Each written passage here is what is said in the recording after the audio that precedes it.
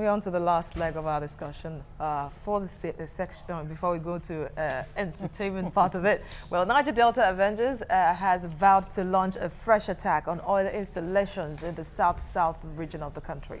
Yes, indeed, and they made that statement on their website. Avengers said they would target several platforms and the FPSO on Total's Egina field.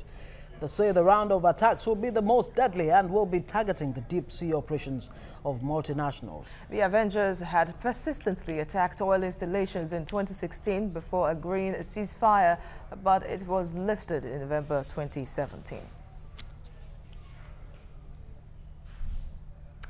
All right. Well, we have a founder Involve Africa project, Ibrahim Wolabi, in the studio. Good morning, and it's good to see you. Yes, good morning. Okay, we're back where we started from with this issue of Niger Delta Avengers threatening government again. But of course, when they threaten government, it's Nigerians they are threatening, because Nigerians will be at the receiving end. And the economy, really. Absolutely. The country's economy. And this is a time when we're, rejoicing that, okay, the, oil sector seems to have recorded some level of stability and all of that. But what do you make of these latest threats from the NDA? In my highest of estimation, I think it's a national threat, just as you qualified it. It's one that we do not need at this time in our country's prosperity chart. Remember, we just came out of recession and we're stabilizing. So this is not friendly in no way. I wouldn't take it for any of the teas in China.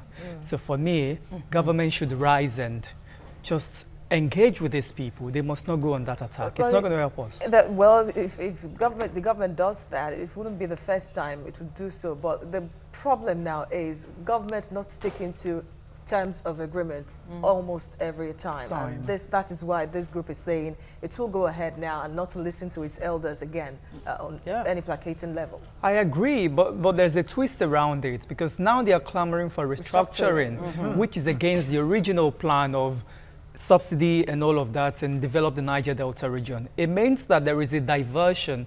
There is a trick of politics around it also, if we're reading between the lines, because you were never talking about restructuring. Well, they're still talking about having control over their own natural resources. Absolutely. Crude oil. So I think it's about engaging. Dialogue is never going to end. That's the best way to sustain peace. Government cannot attack them.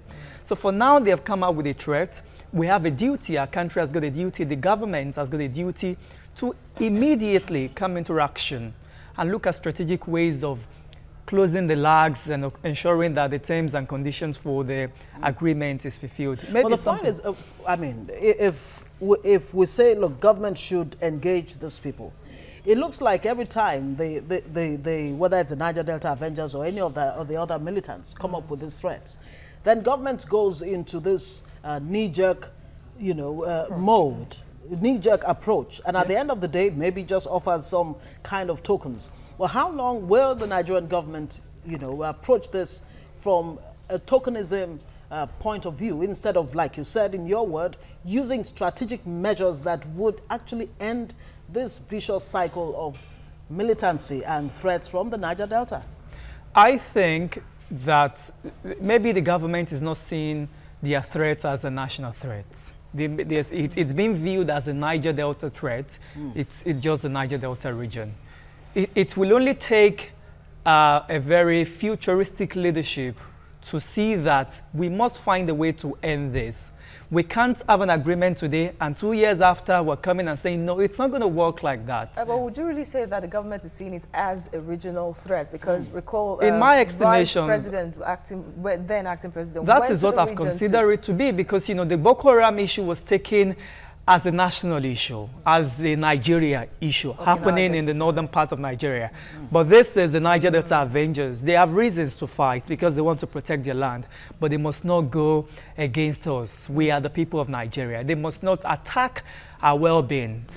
But they have reasons to fight. It's clearly stated. They are defending their rights. They are protecting their interests because their region has not been developed for many years. And it's crystal clear. We can't shy away from it. Yeah, but then why would the government really, because it seems that a lot still comes back to the doorstep of the federal government, not always, would not always want to act whenever it has the advantage.